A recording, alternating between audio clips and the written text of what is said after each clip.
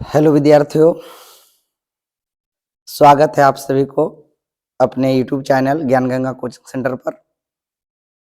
आज आप सभी के लिए लाए हैं हिंदी का 100 नंबर का ऑब्जेक्टिव क्वेश्चन। ठीक है,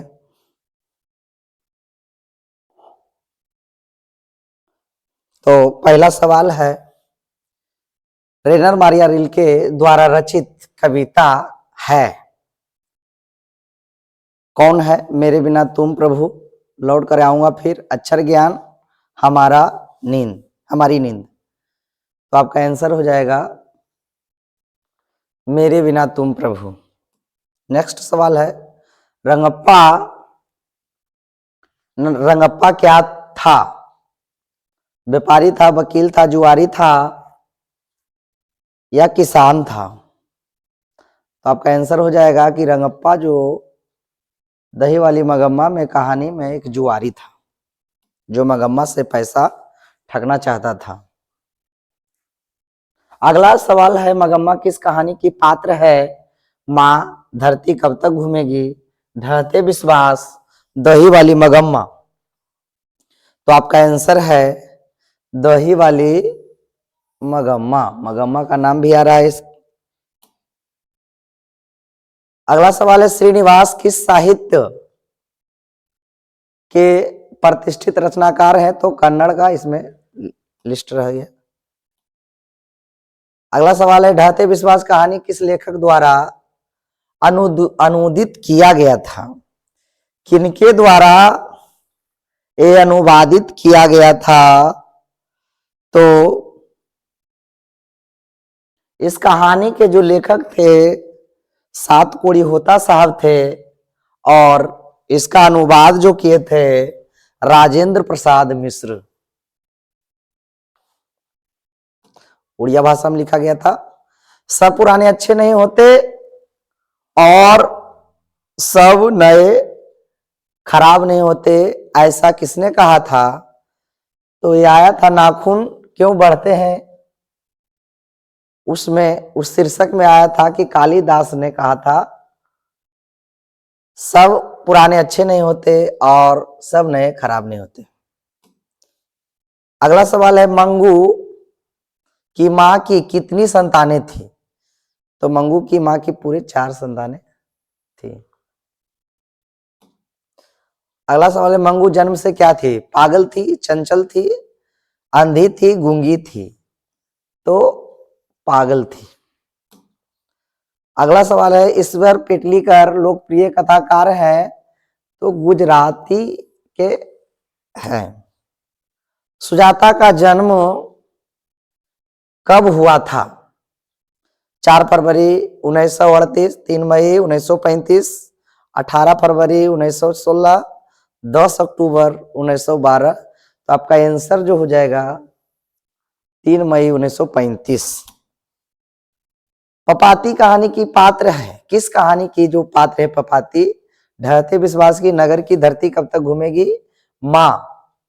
तो आपका आंसर हो जाएगी कि नगर कहानी में आई थी पपाती, एक बीमार जो मेनिंजाइटिस रोग से भी पीड़ित थी। बड़े डॉक्टर ने पपाती को कौन सी बीमारी बताई थी? अभी मैंने बताया मेनिंजाइटिस। अगला सवाल है, एस रंगराजन किस लेखक का पूरा नाम है? तो सुजाता जी का पूरा नाम जो है एस रंगराजन है। अगला है, धरती कब तक घूमेगी के रचनाकार है? सुजाता जी, सात कोड़ी होता, सावरदैया, श्रीनिवास। तो हो जाएगा सावरदैया। अगला सवाल है, राजस्थानी समाज के गहरे अर्थबोध एवं विविध छटाओं के साथ प्रस्तुत कहानी है? तो आपका आंसर हो जाएगा धरती कब तक घूमेगी। अगला सवाल है, अहिंसा और सत्याग्रह किनका सबसे बड़ा हथियार है? ये बच्चा बच्चा भी जानता है कि महात्मा गांधी का सबसे बड़ा हथियार था सत्य, अहिंसा और सत्याग्रह। सत्याग्रह के बल पर उन्होंने कई आंदोलन को सफल बनाए थे। तो यहाँ पे महात्मा गांधी जी जो थे, इनका सबसे बड़ा हथियार था सत्य, अहिंसा सत्याग्रह, अहिंसा और सत्याग्रह। नेक्स्ट सवाल है, गुरु नानक की भेंट किस मुगल बादशाह से हुई थी? हुमायूं से, बाबर से, हुमायूं से, अकबर से, जहांगीर से? तो इनका जो भेंट हुई थी बाबर से हुई थी, अर्थात हम लोग कह सकते हैं कि बाबर के समकालीन भी थे। किनकी रचनाओं का संग्रह गुरु ग्रंथ साहिब के नाम से प्रसिद्ध है? तो यहाँ पे आपका हो जाएगा गुरु नानक जी का। गुरु नानक जी सिखों के प्रथम गुरु थे। वाणी कब 20 के समान हो जाती है? तो गुरु नानक जी ने राम नाम बिरथे जग जन्मा नामक शीर्षक में उन्होंने कहा था, कविता थी जिनमें उन्होंने कहा था कि राम नाम के बिना उच्चारित ध्वनि जो है, राम नाम के बिना उच्चारित ध्वनि जो है 20 के समान हो जाती है। तो यहाँ पे आपका आंसर हो जाएगा डी। अगला सवाल है, राम नाम बिनु बिरथे जग जन्मा के माध्यम से कवि किसका विरोध करते हैं? पूजा पाठ का, कर्म कांड का, बाह्य आडंबर का, सभी का? तो यहाँ पे आंसर हो जाएगा सभी का। गुरु नानक जी का कहना था कि मन पवित्र होना चाहिए, मन सच्चा होना चाहिए, पूजा पाठ, कर्म कांड, बाह्य आडंबर, अन्यथा ये सारा बेकार है, इसलिए इन्होंने सभी का विरोध किए थे। इन मुसलमान हरिजन पे कोटिन हिंदू बारिये, एक मुस्लिम कवि कह सकते हैं कृष्ण भक्त थे, जिन्होंने कृष्ण के प्रेम में, उनकी कृष्ण लीला पर उन्होंने लिखा, अपने प्रेम को दर्शाया, कृष्ण के प्रति प्रेम को दर्शाया, और कृष्ण के अनन्य भक्त थे। इसलिए इन्हें कहा गया कि इन मुसलमान हरिजन पर कोटि हिंदू बारिये। तो ये कहा किन के लिए कहा गया था? तो एक रस खान के लिए कहा गया था। अगला सवाल है, गोस्वामी विठलनाथ ने किस भक्त की कवि की पुष्टि मार्ग की दीक्षा दी? आपका आंसर हो जाएगा रस खान। अगला सवाल है, कवि रस खान ने चितचोर किसे कहा? चूंकि मैंने अभी भी बताया कि रस खान जो थे कृष्ण के अनन्य भक्त थे, और उन्होंने अपने कविता में कृष्ण को चितचोर कहा। चितचोर का अर्थ होता है चित्त को हरने वाले, चित्त का मतलब होता है मन, मन को हरने वाले श्री कृष्ण जी को कहा गया। अगला सवाल है, घनानंद जीवनदायक हो कछु मोरियो पीर लिए परसो में किस कवि का नाम आया है? तो घनानंद जी का नाम आया है। अगला सवाल है, कमरा नंबर 48 में बल्ली अमाल नाम था पूरा, बल्ली अमाल को कौन ले गया था? तो अम्लराज ले गए थे। घनानंद का जन्म कब हुआ था? ऑप्शन है 1680 के आसपास, 1682 के आसपास, 1681 के आसपास, 1689 के आसपास। आपका आंसर हो जाएगा 1689 के आसपास। सभी विदेशी वस्तु नर गति रति रीत लखात कछु नयब भारत मदरसात। तो यहाँ पे भरना था भारतीयता, आपका आंसर हो जाएगा भारतीयता कछु न अब भारत मदरसात। अगला सवाल है, पढ़ी विद्या परदेसी की बुद्धि विदेशी पाए चाल चलन परदेश की गई नियति बहाय। प्रस्तुत पंक्ति किस कविता की है? ऑप्शन है आपका भारत माता, जनतंत्र का जन्म, स्वदेशी, लौट कर आऊंगा फिर। तो प्रेमघन ने लिखा था स्वदेशी, जिनमें इन्होंने बहुत अच्छा कविता, बहुत अच्छा लाइन, सभी लाइनें इनका बहुत अच्छा है, तो ये स्वदेशी में आया है। भारत मां के श्रेष्ठ मुख की तुलना कवि ने किससे की है? सूर्य से, कंचन से, पुष्प से, छायायुक्त चंद्र से? तो छायायुक्त चंद्र से की है। अगला सवाल है, पंत जी के अनुसार भारत माता है क्या है? मिट्टी की मूरत उदासनी, ज्ञान मूढ़ गीता प्रकाशनी, वह अपने घर में प्रवासनी। तो यहाँ आपका सभी हो जाएगा। इन कविता में सभी आया था। मिट्टी सी मूर्ति उदासनी। आधुनिक भारत में जनतंत्र के उदय का जनघोष है। जनतंत्र का जन्म। अगला सवाल है, मिट्टी के आबोध मूर्ति कौन है? तो मिट्टी का आबोध मूर्ति जो है जनता है। नेता लोग जो है जनता को मिट्टी के आबोध मूर्त समझता है और हर बार बुड़बक बनाकर चला जाता है। जब वोट का समय आता है तो इनके पैर पड़ते हैं, हाथ पड़ते हैं और उसके बाद कहाँ गायब हो जाते हैं। इसलिए इन्हें मिट्टी का मूर्त समझाया जाता है। दुर्दांत मानवीय विभीषिका का चित्रण की गई है, कहाँ की गई, किस कविता में की गई है? तो हिरोशिमा में परमाणु बम अमेरिका द्वारा जापान के हिरोशिमा पर गिराया गया था, जिसमें दुर्दांत मानवीय विभीषिका हुई थी। अगला सवाल है, कुंवर नारायण ने बूढ़ा चौकीदार किसे कहा था? कुंवर नारायण के घर के सामने एक बूढ़ा वृक्ष था, जिन्हें बूढ़ा चौकीदार की संज्ञा दिया था, तो वृक्ष को। आपका अगला सवाल है, लौट कर आऊंगा फिर कविता किस कवि द्वारा भाषांतरित है? तो जीवनानंद दास ने इस कविता को लिखा था और इन्होंने ही इस कविता को भाषांतरित भी किया था, अनुवादित भी किया था हिंदी में। अगला सवाल है, अशोक वाजपेयी का जन्म हुआ था 16 जनवरी 1942, 16 जनवरी 1940, 16 जनवरी 1941, 16 जनवरी 1943। तो आपका आंसर हो जाएगा 16 जनवरी 1940।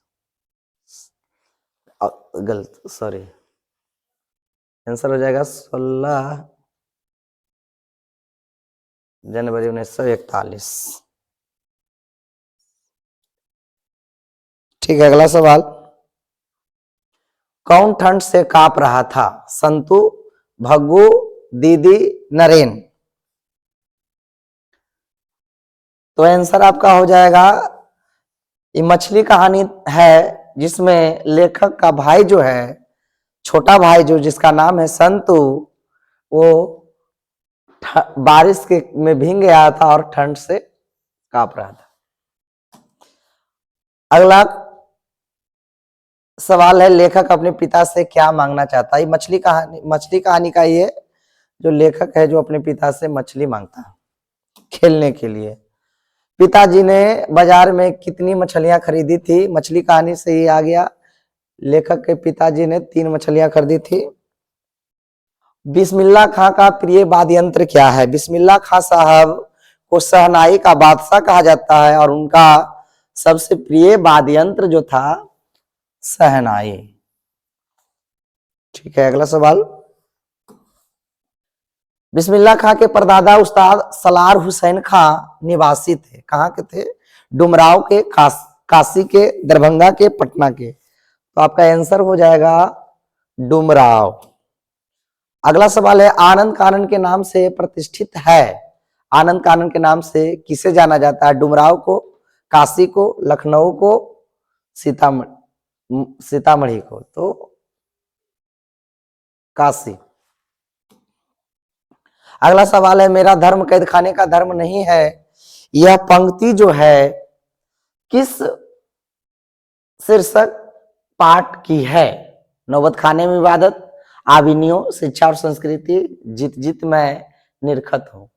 तो शिक्षा और संस्कृति में महात्मा गांधी जी ने धर्म से संबंधित तो अपना विचार प्रकट किए थे और उन्होंने कहा था कि मेरा धर्म जो है कैद खाने का धर्म नहीं है।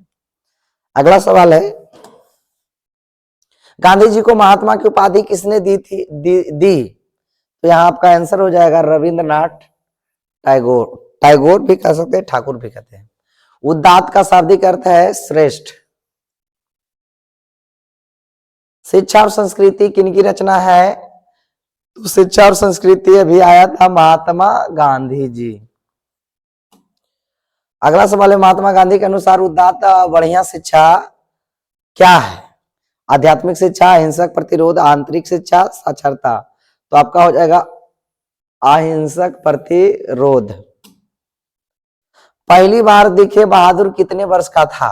8-9 वर्ष का, 10-11 वर्ष का, 9-10 वर्ष का, 12-13 वर्ष का। तो आंसर हो जाएगा 12-13 वर्ष का। अगला सवाल है, हिंदी आलोचना को वैज्ञानिक दृष्टि प्रदान करने का श्रेय किनको जाता है, किनको प्राप्त है? तो आपका आ जाएगा आंसर रामविलास शर्मा। अगला सवाल है, साहित्य की परंपरा का पूर्ण ज्ञान किस व्यवस्था में ही संभव है? तो पूंजीवादी व्यवस्था। अगला सवाल है, साल के थे तब बिरजू महाराज के बाबूजी की मृत्यु हो गई थी, कितने साल के थे? तो 9 साल, 9.5 साल, 10 साल, 11 साल। तो 9.5 साल उम्र था तभी इनके पिताजी का निधन हो गया था। अगला सवाल है, कितने रुपये नजराना देकर बिरजू महाराज ने अपने बाबूजी से गंडा बंधवाया था? गंडा मतलब एक तरीका से गुरु सीख होता है नृत्य के क्षेत्र में। तो इन्होंने 500 रुपया प्रोग्राम देकर कमाया था और उससे नजराना कह सकते हैं गुरु दक्षिणा देकर उन्होंने गंडा बंधवाया था, मतलब गुरु सीख हुए थे। पंडित बिरजू महाराज किस कला से संबंधित है? नाट्य कला, संगीत कला, नृत्य कला, चित्रकला। तो आपका आंसर हो जाएगा नृत्य कला से संबंधित है। अगला सवाल है, लखनऊ घराने के वंशज और 7वीं पीढ़ी के कलाकार हैं, कौन है? तो उस्ताद जाकिर हुसैन, उस्ताद बिस्मिल्लाह खां, पंडित बिरजू महाराज, पंडित रवि शंकर महाराज। तो आपका आंसर हो जाएगा पंडित बिरजू महाराज, जो नृत्य से संबंधित है। अगला सवाल है, अभिनय है, कहानी है, जीवनी है, ललित रचना है? तो आपका आंसर हो जाएगा ललित रचना। ललित रचना हो जाएगा। ठीक है। अगला सवाल, 19 दिनों के प्रवास के दौरान लेखक ने अभिनयों में कितने गद्य की रचना की थी? तो इसमें गद्य की इन्होंने रचना की थी 27। ठीक है। अगला सवाल, एक पतंग अनंत में किनकी रचना है? तो आपका हो जाएगा शोक वाजपेयी। अगला, नाखून क्यों बढ़ते हैं के रचनाकार है भीमराव अंबेडकर, नलिन बिलोचन शर्मा, मैक्स मुलर, हजारी प्रसाद द्विवेदी। तो आपका आंसर है हजारी प्रसाद द्विवेदी। सहजात वृत्तियां किसे कहते हैं? अस्त्रों के संचयन को, अनजान स्मृतियों को, अनजान स्मृतियों को ही सहजात वृत्तियां कहते हैं।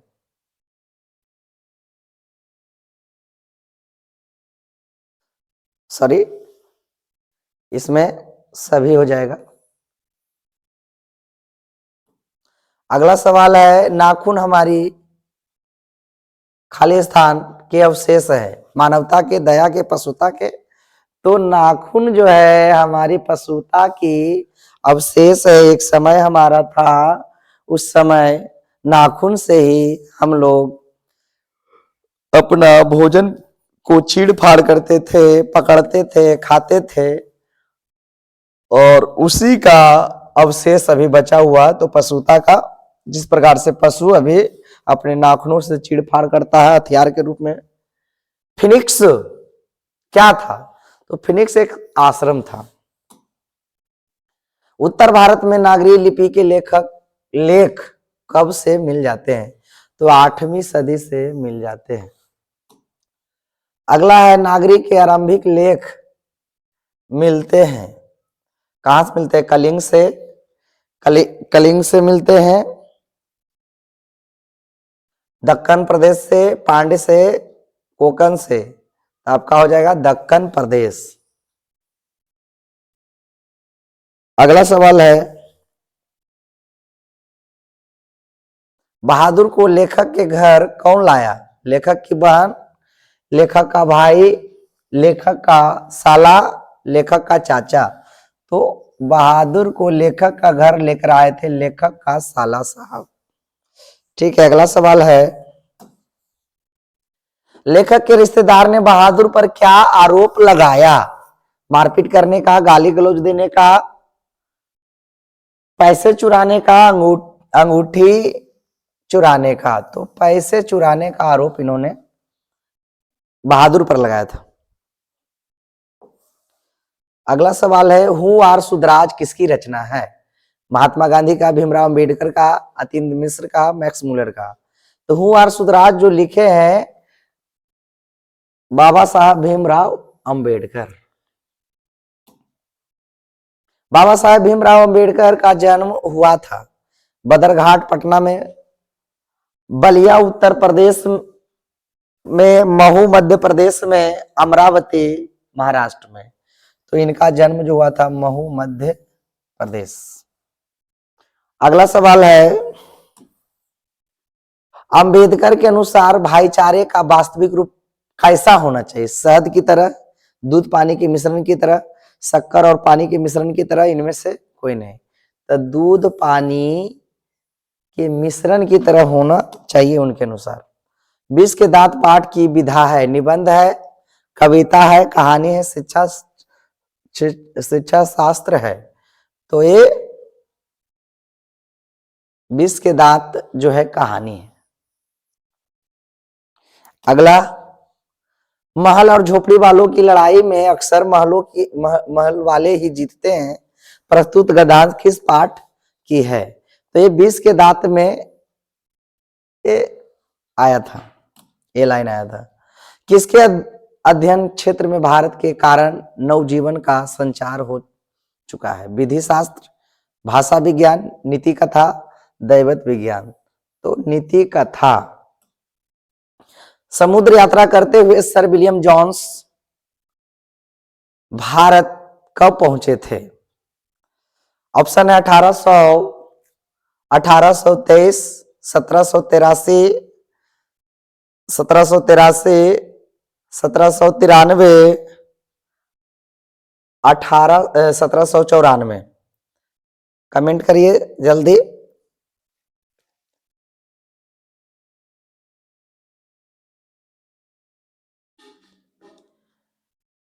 आपका आंसर हो जाएगा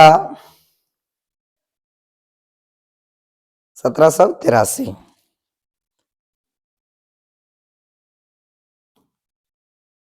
अगला सवाल है, मैक्स मुलर के अनुसार वह कौन सा देश है जो हकर्स जैसे अनेक वनस्पति को अपना अनायास से अपनी ओर आकृष्ट करती है? तो इसमें आ जाएगा आपका, ये जो मैक्स मुलर थे जर्मनी के थे, भारत भक्त थे। वारेन हेस्टिंग्स के शासन काल में वाराणसी में कितने दारिस नामक सोने के सिक्के मिले थे? तो का आया था 172 दारिस। बर्तनी की दृष्टि से कौन सा शब्द सही है? इनमें सही शब्द चुनना है, तो आपका सही शब्द हो जाएगा ज्योत्सना। 76 ज्योत्सना, ज्योत्सना, ज्योत्सना, ज्योत्सना।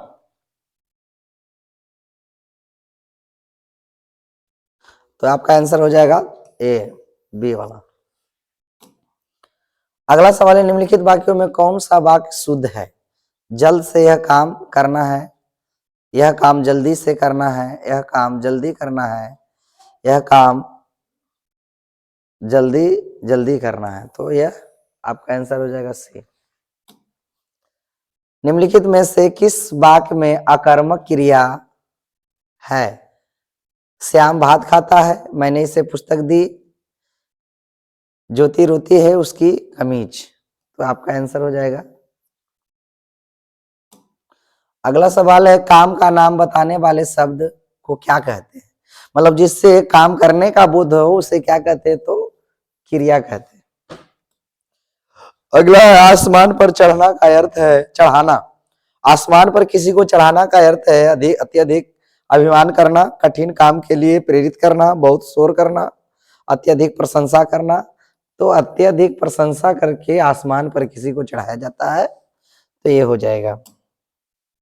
आपका अगला सवाल है कान फूकना का अर्थ है चौकन्ना करना, चुगली करना, जादू टोना करना, दीक्षित कर देना। आपका आंसर हो जाएगा दीक्षित कर देना। अगला है कौन सा शब्द बहुवचन में है? माता, प्राण, लाभ, किताब। तो आपका आंसर हो जाएगा प्राण। निम्न में से देशज शब्द कौन है? देशज जो हमारे स्थानीय भाषा से है तो पगड़ी, कटोरा, खिचड़ी, डिग्री।